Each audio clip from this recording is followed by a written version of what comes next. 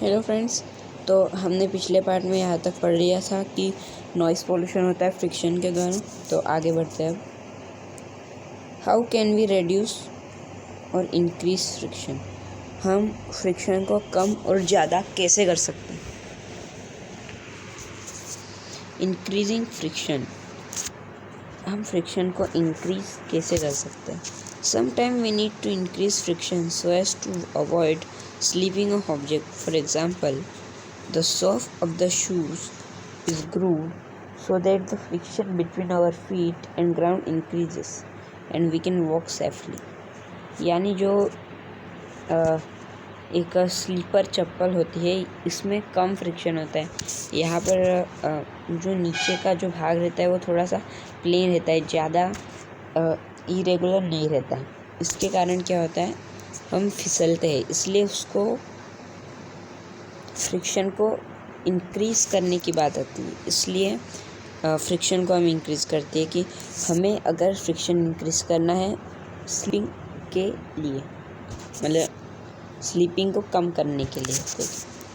The tyres are treated so that they can have a better grip over the ground and allow the smooth movement of the vehicle.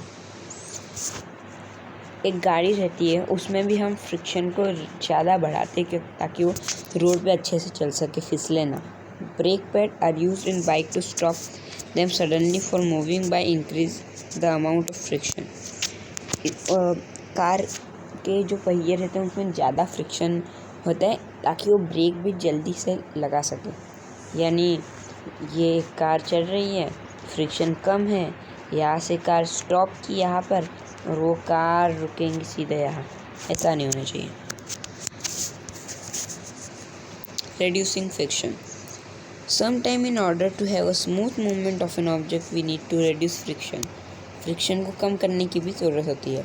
जैसे कब the powder is spring over the carrom board to decrease the friction between the board surface of the striker. यानी यहाँ पर ये carrom board है, ये मुझे अच्छे से एक मिनट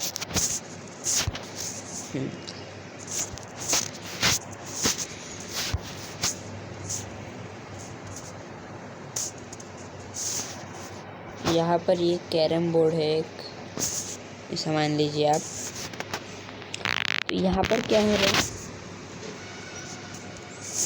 यहाँ पर हम पाउडर डाल देते हैं सरफेस के ऊपर ताकि ये जो स्ट्राइक रहता है ये ज़्यादा फिसले, यानी यहाँ टच हो तो सीधे इधर है। इसके लिए हमें फ्रिक्शन की ज़रूरत होती है, फ्रिक्शन को कम करने की। वहाँ पे पाउडर जो रहता है वो फ्रिक्शन को कम करता है। यानी कैरम की जो सरफेस रहती है वो ऐसी रहती है और यहाँ पर हम पाउडर डालेंगे तो इतना भर जाएगा, यानी पूरा प्लेन हो जाएगा, तो फ्रिक्शन बहुत कम हो जाएगा।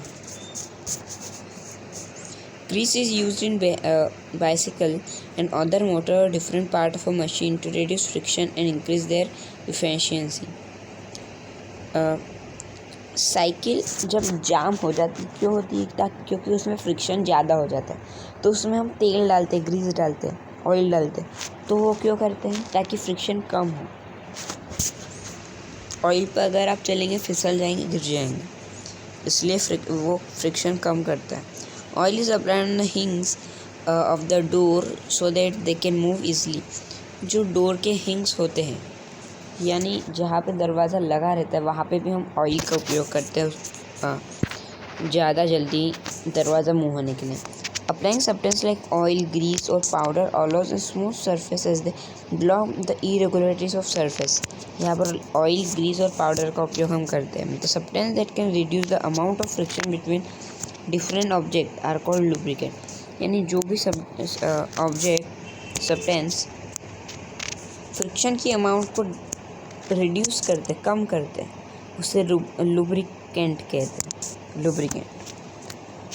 However, we can never reduce friction to a level of zero. There are always some irregularities present on the surface. हम कभी भी फ्रिक्शन को ज़ीरो पे नहीं ला सकते, कभी भी नहीं ला सकते, क्योंकि उसमें कुछ ना कुछ फ्रिक्शन बच ही जाएगा, इरेगुलर रहेंगे। How we reduce friction? We know that when an object rolls over the surface, rolling friction is produced which resists its motion on the surface. however its magnitude is lesser than the static and sliding friction. जो rolling friction उसका होता है उसका magnitude laser होता है static और sliding friction से. Wheel are circulating object that turn around a centre point. Wheel जो रहता है टायर वो भी रोलिंग फ्रिक्शन है. The wheel allow an object to roll over a surface rather than allowing them to slide over the surface. जो wheel रहता है वो सरफेस पे स्लाइड होने देता है सरफेस पे टायर को. This result is less friction and has easy movement of the object. ये जो होता है उससे लेस फ्रिक्शन होता है और ईजी से मूव करता है. Rolling friction is also used in the part of machine that are moving continuously. जो पार्ट ऑफ मशीन होते हैं वो कंटिन्यूसली मूविंग होते हैं उस पर भी रोलिंग फ्रिक्शन होता है. In this way sliding friction is removed with the help of rolling friction, and therefore the adverse effect of friction such as the production of heat or wear and tear of the mechanical part are also reduced. Mechanical part का जो friction होता है वो reduce होता है. इससे आगे बढ़ते हैं. अब बात आती है फ्लूइड फ्रिक्शन. ये विस्तार से पढ़ें. Fluid friction. Gases and liquid are generally known as fluid. हाँ, फ्लूइड किसे कहते हैं? Gases and liquid are generally known as fluid. जो भी गैसेस होती है कार्बन, ऑक्सीजन या वाटर, लिक्विड जो भी लिक्विड होते हैं वाटर, नमक का पानी, कुछ भी, तो उसे हम फ्लूइड बोलते हैं. Similar to solid fluid also provide friction. The friction of fluid increase with the speed of object moving through it and speed of fluid. जितने तेज़ी से ऑब्जेक्ट जाएगा फ्लूइड में से उतना फ्रिक्शन बढ़ेगा, और जितने कम स्पीड से जाएगा उतना कम फ्रिक्शन होगा. Object which are made to move fluid are made streamline shape to reduce friction. हाँ, और जो भी ऑब्जेक्ट फ्लूइड में चलते हैं, मछली, एरोप्लेन, कुछ भी, व्हेल, तो उनकी बॉडी होती है स्ट्रीमलाइन बॉडी.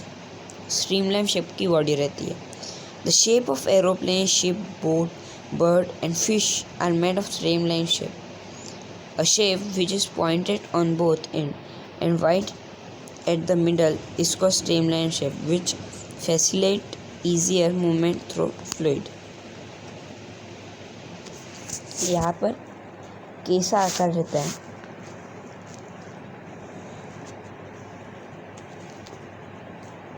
ये रहता है स्ट्रीमलाइन बॉडी का आकार. आपने मछली को तो देखा ही होगा.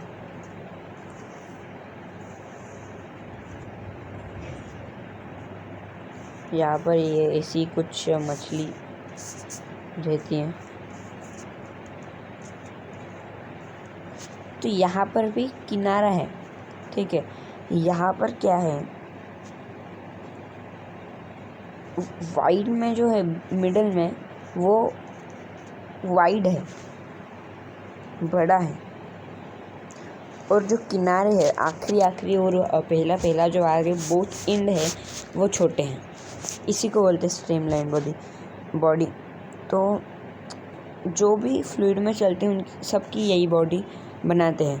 एरोप्लेन हो, शिप हो, बोट हो, बोट भी ऐसी होती है कुछ स्ट्रीमलाइन शेप की, ठीक है. तो स्ट्रीमलाइन शेप समझ में आ गया. Fluid friction comprise internal and external friction. Fluid comprise of internal friction that occur between the molecule of a liquid as they are also in motion. The visibility of a liquid therefore depend upon the internal friction. An external friction in fluid is the force exerted by the fluid on the object that flow through it. ठीक है, आगे बढ़ते हैं.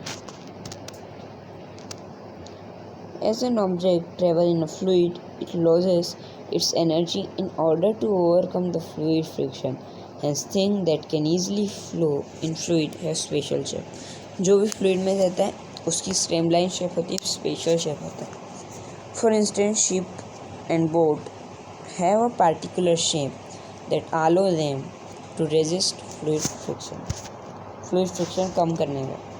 Birds की भी streamline shape होती है।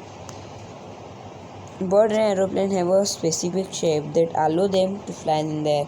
Fish also have specific shape such as tail and fins that allow them to swim continuously in water and even present the loss of energy due to fluid friction. Thank you. तो आज हमारा topic को जो है ख़त्म होता है। अगर वीडियो पसंद आया होगा तो लाइक कीजिए, चैनल को सब्सक्राइब कर लीजिए। Thank you.